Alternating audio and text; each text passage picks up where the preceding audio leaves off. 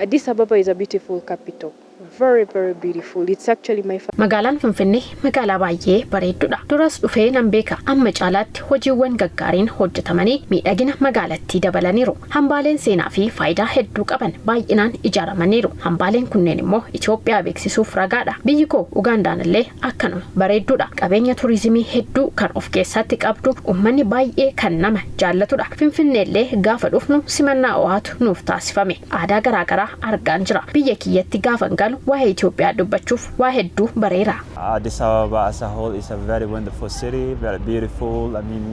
Magaalaan Finfinnee magaalaa bareeddu taatee jirti.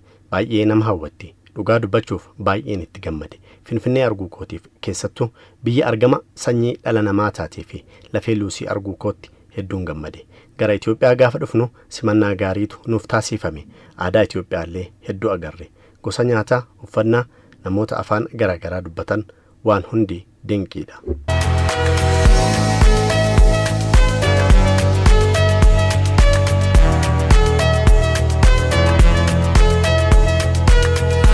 About different culture. The city is so clean.